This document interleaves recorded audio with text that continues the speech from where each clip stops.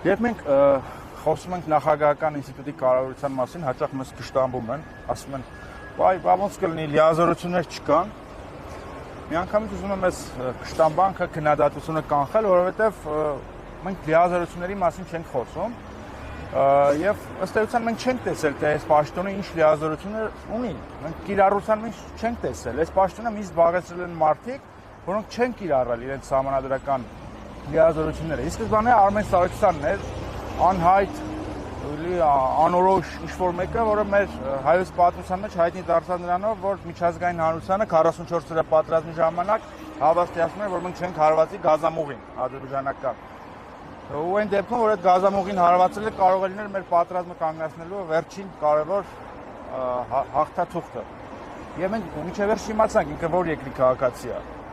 Ինչևից է, հաջորդաբար ունեցանք Վահագն Խաչատուրյանին, էլ ինչ-որ անհայտ մեկը, մարդ, որը ըստ էության Նիկոլ Փաշինյանի աշխատակազմի աշխատողներից մեկն է, մարդ, որը լինելով նախագահ, նույնիսկ ցեղասպանության տարելիցի օրը ուղերձ չի եղել հայ ժողովրդին։ Այո։ Եվ մի պահ անձերին դնենք մի կողմ։ Այստեղ խնդիրը համակարգային է։ Եվ մենք եկել ենք ասելու, որ Հայաստանի ամենակարևոր խնդիրը իշխանությունների տարանջատման սկզբունքի բացակայությունն է։ Մի մարմին գործադիր իշխանությունը վարչապետի մարմնավորմամբ ուզուրպացրել է համանadrական մյուս մարմինները։ Նա եւ երկրի գլխավոր դատավորն է, երկրի գլխավոր քննիչն է, երկրի գլխավոր պոետն է, երկրի գլխավոր, չգիտեմ, ուզում է կաթողիկոս դառնալ։ Սահմանադրագետ արդեն։ Սահմանադրագետ, ամեն ինչը։ Եվ իշխանության մարմինների տարանջատումը պետքա գործի։ Եվ այստեղ էլի հարցը համակարգային է։ Մենք չենք ուզում լինի իշխանափոխություն եւ այդ իշխանափոխությունից հետո, եթե օրինակ իշխանության գա ուժեղ Հայաստանը, հանրապետության նախագահ դառնա Դալմամոլի մենեջերներից մեկը եւ կրկնի Վահագն Խաչատուրյանի պատմությունը, այսինքն մենք համակարգային խնդիր ենք դնում եւ ուզում ենք ասել, որ երկրի վարչապետը, ով էլ որ լինի, պետք է իմանա, որ իրենից բարձր խոսք կա այս երկրում։ Այո։ Որ ինքը չի կարող իրեն ամեն ինչ թույլ տալ։ Ըստ էության սահմանադրությամբ երկրի նախագահը բարձր արժեքների, երկրի համանդրական կարգի երաշխավորն է, չէ՞։ Բայց այս պայծրությամբ մենք այդ ամենը չունենք։ Եվ մենք ինչ ենք ուզում անել։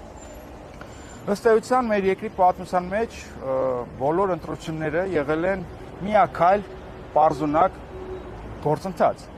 Մենք առաջարկում ենք հիմա բազմակայլ կոմբինացիա, եւ այդ կոմբինացիան առաջարկում ենք, որ միանան 200,000 եւ միգուցե ավել քաղաքացիներ, որ չեն կողմնորոշվել, ում պետք է ընտրեն, որոնք դեմ են Նիկոլ Փաշինյանի վարչակազմին, հաշ չեն այս իրականության հետ, բայց ինչ պատճառներով չեն ուզում ընտրեն Քոչարյանին, չեն ուզում Սամվել Կարապետյանին, չեն ուզում Գագիկ Ծառուկյանին։ Եվ այդ մարդկանց մենք ասում ենք՝ մի հիասթափվեք, մի օտարացեք, եկեք մասնակից դարձեք եւ մենք կդառնանք ձեր մասնակցության շարժիչ ուժը եւ ձեզ մասնակից կդարձնենք երկրի կառավարմանը։ Բայց սրա համար ինչա պետք, որ մենք անցնենք խորհրդարան։ Որն է այդ բազմակայլ կոմբինացիան։ Թույլ չտալ Նիկոլ Փաշինյանի վերարտադրությունը, թույլ չտալ ԿՊ-ի վերարտադրությունը եւ մյուս կողմից էլ թույլ չտալ, որ երկիրը դառնա խուժանապետություն։ Այո։ Դրա ռիսկը շատ մեծ է, որովհետեւ բոլոր հեղափոխական իրավիճակներում միշտ ինչ զանգվածներ, 5 աշարակերներ, հանցագործներ հակված են օգտվել առիթից։ Մենք չենք ուզում, որ երկիրը դառնա խուժանապետություն։ Եվ մենք երաշխավորն ենք, որ երկիրը չդառնա խուժանապետություն, երաշխավորն են նաև մեր նախագահի տեխնացուն։ Այո։ Միքայել arczepiskopos Աջապայանը։ Այսինքն, եթե ինչ-ինչ զանգված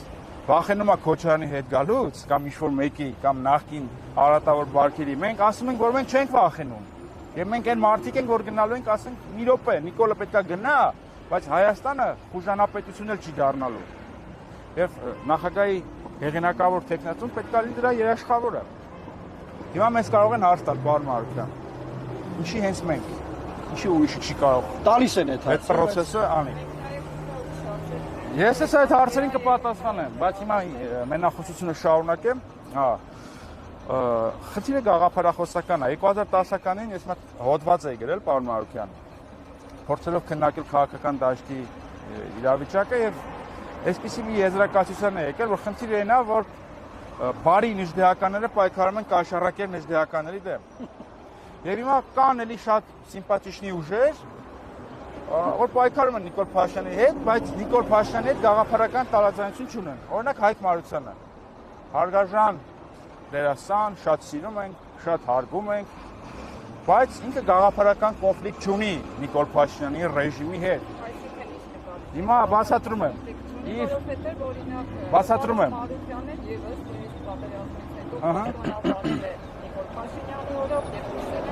Ես իմ ելույթը վերջացնեմ նոր։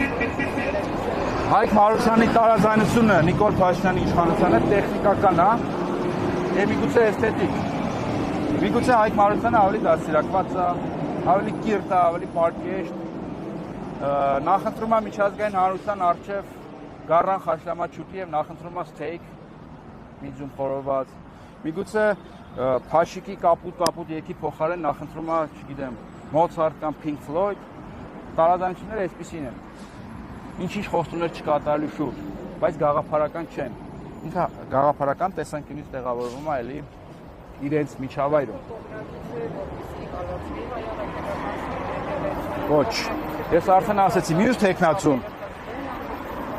Մյուսովա, Արման Թաթոյանը օրինակ, ինչի մենք չենք կարալինք ինքը։ Արման Թաթոյանը հակառակ ուղղությամբ է գալիս, ինքն է գաղափարական տարաձայնություն չունի այն մյուս ուժերի հետ։ Ուզում հիշեցնել, որ ինքը շատ արդյունավետ մարդու իրավունքների պաշտպան էր Նիկոլ Փաշինյանի օրոք 44 պատերազմի ժամանակ։ Դա հանուն արդարության չեն կարող հերքել, բայց միայն Նիկոլ Փաշինյանի դեմ, բայց դրանից առաջ ինքը մարդու իրավունքների պաշտպան էր մի համակարգում, որտեղ հենց ինքը աշկ էր փակում տասնյակ քաղաքբանտարկյալների վրա, աշկ էր փակում ոստիկանական բարբարոսական բռնությունների վրա, եւ ես եղել եմ քիչ մարդ, որ պայքարել եմ։ Այսինքն մի րոպե էլի։ Ես կպատասխանեմ։ Արման Թաթոյանը մի րոպե, Արման Թաթոյանը նույնական է այս թևի հետ եւ չի կարող սրանց մարտարավեր նետել եւ կանգնել, ասի կանգնեք, երկիրը չի կարող ուժանապետություն դառնալ։ Այսինքն պետք է գաղափարական տարբերվող ուժ, որը կարա ասի ստոպ։ Եվ մենք ենք, ես ամեն ինչով, սուս տվեցի արդեն, ինքուց է դուք չեք լսում։